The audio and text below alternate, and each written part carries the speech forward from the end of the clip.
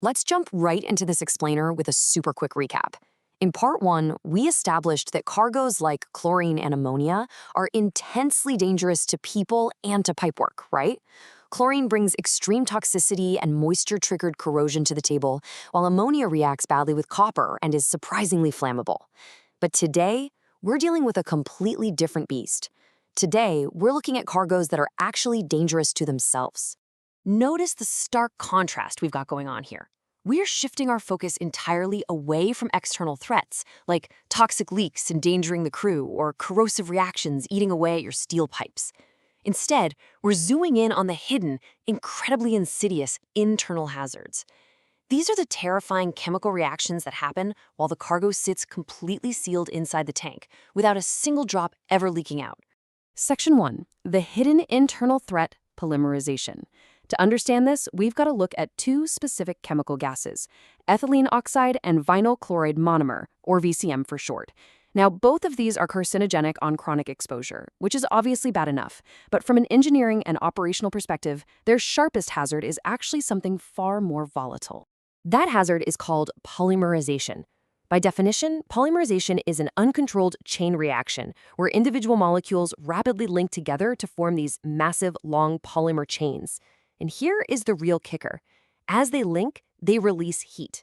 In a bulk cargo situation, they release this heat far, far faster than a ship's refrigeration or venting system could ever hope to handle it. This terrifying runaway loop built in 3 distinct stages. It all starts with step 1, initiation. Some kind of trigger, maybe it's heat, light, or just a trace impurity, gives enough energy to break open a molecule's chemical bond. That leads right into step 2, propagation. The opened molecule attacks its neighbor, linking to it and opening its bond, which creates a rapidly growing chain. With literally every new link, more heat is released. That heat speeds up the reaction, which releases even more heat, driving the pressure up inside a sealed tank in this devastating feedback loop. Finally, you get step 3, termination, where the reactive ends eventually collide and neutralize. But honestly, by the time this happens naturally, the catastrophic pressure spike has already done its damage. Which brings us to a really vital operational question for you. Does polymerization require a leak or a breach in the cargo tank to become dangerous? Think about it for a second, because this challenges a fundamental assumption most of us have out on the water, that a perfectly sealed tank is a safe tank. The answer is a resounding no. Absolutely not. Polymerization is entirely internal, no leak required whatsoever. A fully intact, beautifully sealed cargo tank can develop a deadly overpressure situation purely from the cargo reacting with itself. The cargo is effectively its own worst enemy here. Section 2, the fragile shield, inhibitors. So if the cargo is literally determined to react with itself, how do we actually transport it? Well, we rely on chemical inhibitors to stop this runaway train. Notice the specific geometry of how this works. Inhibitors stop propagation. They do not prevent initiation. These are chemical additives dosed directly into the cargo, and they work by acting like chemical firefighters. They cap the reactive chain ends the exact instant they form. The moment a bond opens up in that initiation phase, the inhibitor sacrifices itself to bind to that site, physically stopping the molecule from linking to its neighbor. It shuts down the chain before it can propagate. Because this is so crucial, every single batch of these cargoes travels with an inhibitor certificate. This paperwork spells out the cargo, the exact inhibitor type, the dosed concentration, a maximum temperature rating, and an expiry date. But as an operator, you've got to be incredibly careful because there is a massive operational trap hidden right inside these data fields. That trap is temperature. Heat burns through your inhibitor way faster than the calendar predicts. If your cargo temperature exceeds the inhibitor's rated maximum limit mid-voyage, that inhibitor gets consumed rapidly as it fights off all those extra initiation events. When that happens, the printed expiry date on that official certificate basically becomes a deadly lie. What this means in practice is pretty scary. First, your chemical protection can completely vanish mid-voyage. Second, there is absolutely zero visual warning when the inhibitor runs out. The liquid in the tank looks exactly the same until it is entirely too late. And third, this is exactly why actual temperature history and continuous logging matters so much more than just looking at a calendar date on a piece of paper. Your temperature log is the only thing that validates your actual real-world safety margin. Section 3.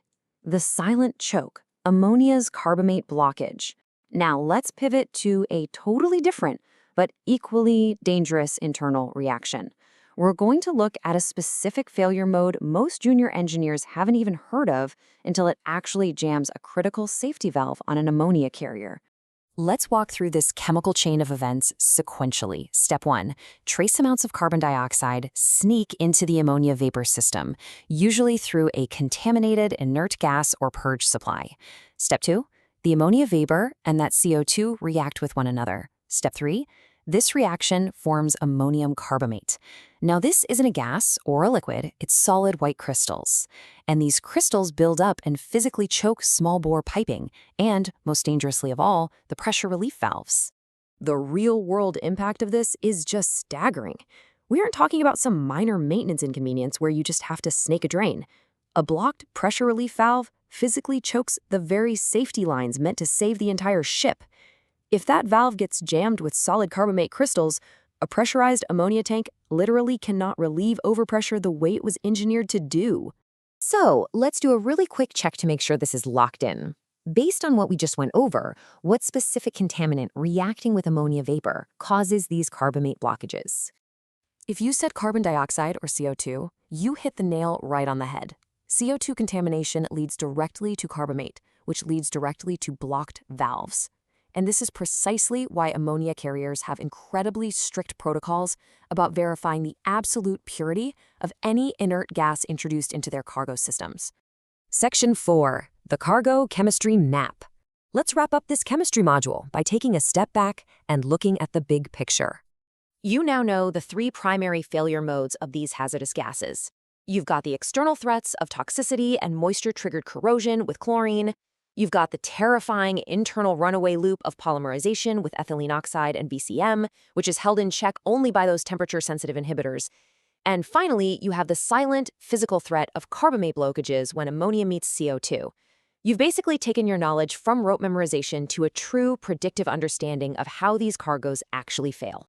And I really want to emphasize why this matters. Cargo chemistry isn't just some textbook academic exercise. It tells you exactly what you are carrying and precisely why it's dangerous.